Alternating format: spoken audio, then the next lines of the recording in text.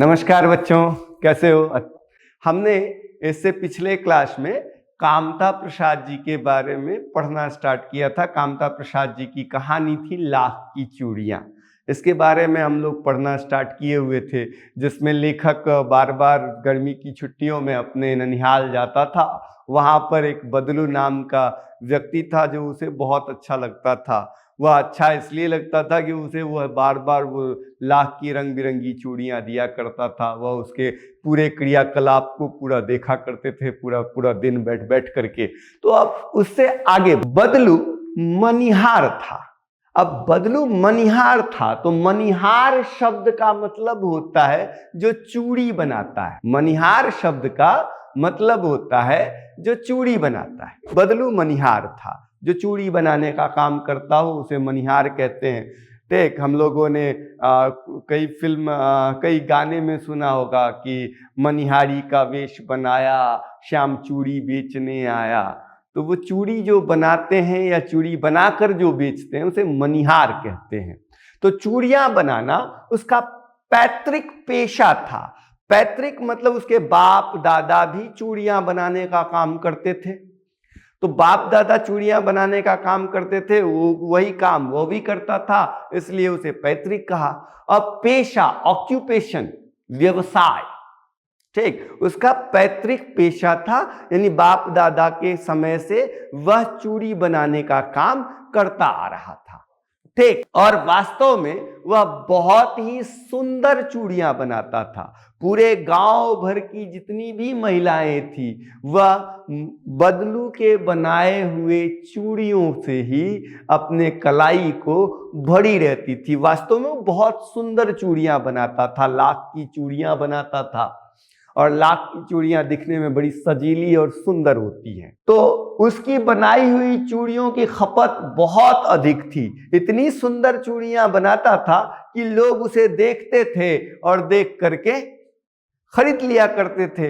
अपने गांव में ही नहीं, अपने गांव के आसपास की जितनी भी गांवें थीं उन सभी गांवों के लोग बदलू के बनाए हुए चूड़ियों को खरीदा करते थे। परंतु वह कभी भी पैसों से चूड़ियों को नहीं बेचता था। पैसों से चूड़ियों को नहीं बेचता था। तो पैसों से चूड़ियों को नहीं बेचता था तो बेचता कैसे था? तो वह चूड़ियों के बदले में अनाज लेता था, और किसी वस्तु के बदले में किसी वस्तु का देना, आदान प्रदान करना, एक वस्तु के बदले में दूसरे वस्तु का आदान प्रदान करना वस्तु विनिमय कहलाता है। वस्तु विनिमय यानी कि हमने आपसे चूड़ी लिया, उसके बदले में अनाज दिया, चूड़ी लिया, या कुछ हमने गेहूं दे दिया आपको, दाल ले लिया आपसे, यानी किसी एक वस्तु के बदले दूसरे वस्तु को लेना वस्तु विनिमय का काम कहलाता है। तो वह वस्तु विनिमय का उसका अपना तरीका था। लोग अनाज के बदले उससे चूड़ियां ले जाते थे। ठीक, वही वस्तु विनिमय कर करके वो चूड़ियां बेचा करता था, यानी अनाज लेता था, चूड़ियां देता था। बदलू स्वभाव से पूरा सीधा था और लोगों ने उसे कभी लड़ते हुए नहीं देखा था। वह किसी से लड़ाई झगड़ा नहीं करता था। ठीक है भैया, आप अनाज दे दो, अपना चूड़ी ले जाओ, हमको किसी से लड़ाई झगड़ा नहीं करना होता है।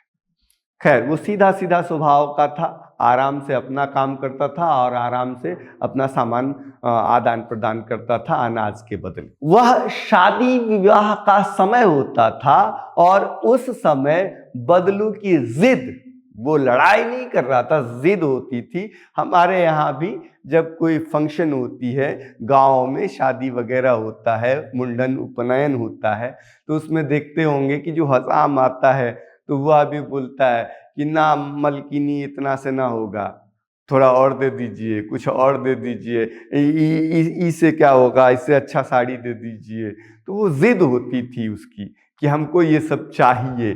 ठीक, तो हाँ, शादी विवाह के अवसरों पर वह अवश्य जिद पकड़ जाता था। जीवन भर चाहे उससे लोग मुफ्त की चूड़ियां ले जाए, कोई बात नहीं है, आप ले जाइए, लेकिन जब शादी और का समय होता था उस समय में जो वो सुहाग की चूड़ी होती है, और सुहाग की चूड़ी हमेशा लाख की चूड़ी होती है, कांच की चूड़ी नहीं। शादी विवाह के समय में जो नई वधुएं, नई लड़कियां जिसकी शादी हो रही होती है, वह जो चूड़ी पहनती है वह कांच की चूड़ी नहीं, लाख की चूड़ी होती है।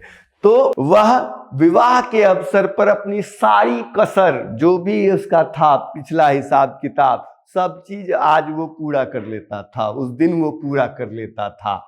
आखिर सुहाग के जोड़े का अपना एक महत्व होता है ना। वो चूड़ी जो होती है लाख की, वो सुहाग का चिन्ह होता है जिसे लोग हाथों में पहनती हैं, और वो सुहाग के चिन्ह का अपना एक अलग महत्व होता है, और उस महत्व का अपना एक अलग दायरा होता है। और इस महत्व और दायरे को समझते हुए बदलू जिद पकड़ता था। मुझे, यानी लेखक ने कहा है कि मुझे याद है मेरे मामा के यहाँ किसी लड़की के विवाह पर जरा सी बात पर बिगड़ गया था, और लोगों को उसे मनाने में लोहे लग गए थे।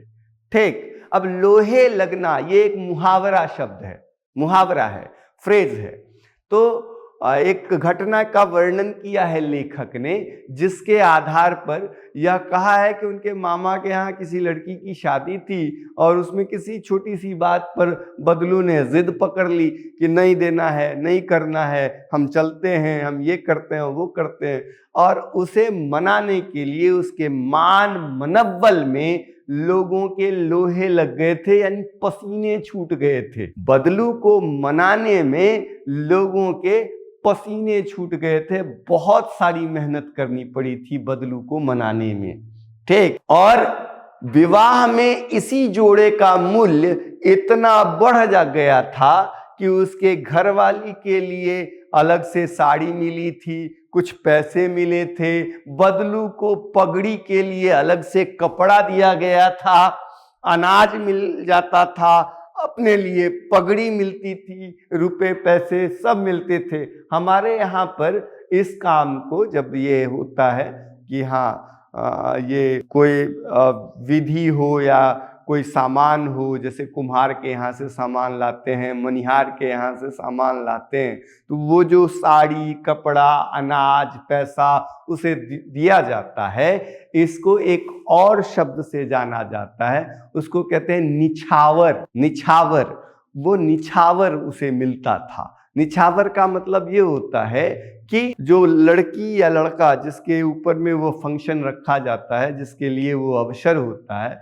उसको निहुच करके उसे ऐसे उसको उसके सर के चारों तरफ से वो सामान ऐसे घुमा करके और वो सारा सामान उसे दे दिया जाता था बदलू को, उसे न्यौछावर कहते हैं। यदि संसार में बदलू को किसी बात से चिढ़ थी तो वो चिढ़ जो है उसे कांच की चूड़ियों को लेकर, ठीक, वो कांच की चूड़ियों से इतना ही चिढ़ता था जितना लाल कपड़ा देख करके सांड चिढ़ता है। ठीक, बैल या सांड जो चिढ़ते हैं लाल कपड़ा देख करके, ठीक उसी प्रकार वह चिढ़ता था। यदि किसी स्त्री के हाथों में उसे कांच की चूड़ियां दिख जाती तो वह अंदर ही अंदर कुढ़ता था। कुढ़ना का मतलब होता है कि ऐसा क्रोध उसके अंदर आता था जिसका बयां वो नहीं कर पाता था, वो अंदर ही अंदर चिढ़ के रह जाता था, कुढ़ के रह जाता था। कभी कभी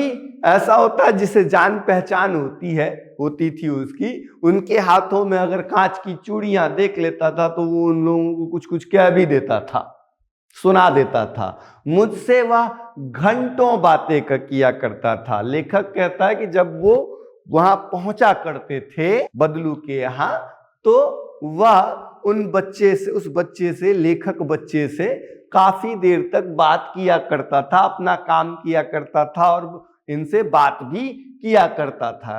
कभी वह लेखक के पढ़ाई के बारे में पूछता, कभी लेखक के घर बार के बारे में पूछता, कभी शहरी जीवन के बारे में पूछता। मैं उससे कहा करता था, लेखक उससे कहा करते थे कि काका, हमारे शहर में तो महिलाएं जो हैं, औरतें जो हैं, वह कांच की चूड़ियां पहनती हैं, लाख की चूड़ियां कहाँ पहनती हैं। तो वह उत्तर देता कि लल्ला, शहर की बात कुछ और है, वहां तो सब कुछ होता है। वह हमारे गाँव में जो अगर पति पत्नी आपस में गलबाहें करके, गलबाहें कहने का मतलब होता है कि एक दूसरे के हाथों में हाथ डाल करके अगर सड़क पर चले तो लोग उसे उल्टा सुल्टा सुनाने लगते हैं। वही बात उसने यहाँ कही है कि शहरों में तो जो औरतें होती है वह अपने मर्द, अपने पति के साथ बाहों में बाएं डाल करके घूमा करती हैं। दूसरी बात यह है कि शहरी महिलाओं की जो हाथ होती है, कलाई होती है, वो नाजुक होती हैं और वह कांच की चूड़ी ना पहने तो क्या पहने, लाख की चूड़ियों से तो उनके हाथों में मोच आ जाएगी। ठीक, आगे बढ़ते हैं। मैं रोज ही वहां, अब देखो यहां पर लेखक ने कहा है कि वह जब जाते थे तो बदलू इनकी खातिरदारी भी कभी कभी बहुत बढ़िया किया करता था। खातिरदारी यानी मेहमान नवाजी। खातिरदारी और मेहमान नवाजी शब्द उर्दू है, यह विदेशज शब्द है। अगर इसका देशी शब्द ढूंढा जाए तो होता है आव भगत। वह खूब आव भगत किया करता था। ठीक, बदलू लेखक की, जब ये बच्चा पहुंचता था उसके यहाँ तो आम का फसल होता था। गर्मी की छुट्टियों में हमें आम खाने को बहुत मिल जाते हैं, तो आम खाने के टाइम में गर्मी की छुट्टी होती है, इसमें ये ननिहाल जाते थे। तो जब बदलू के यहाँ जाते थे तो बदलू उन्हें आम खाने के लिए देता था। ठीक, 2-4 आम तो वह रोज उनके यहाँ खाते थे, बदलू के यहाँ खाते थे। दूसरी बात ये थी कि बदलू के यहाँ एक गाय थी। जब वो जान जाता था कि लल्ला ननिहाल आया हुआ है तो वह उनके लिए गाय से के दूध से मलाई निकालकर अलग से रख दिया करता था और वह बड़े चाव के साथ आम और मलाई खाया करते थे। परंतु इन सब बातों के अतिरिक्त लेखक को जो अच्छी बात लगती थी बदलू के यहाँ जाने में, वह ये था कि आम भी खाने को मिल जाता था, ये अलग बात है।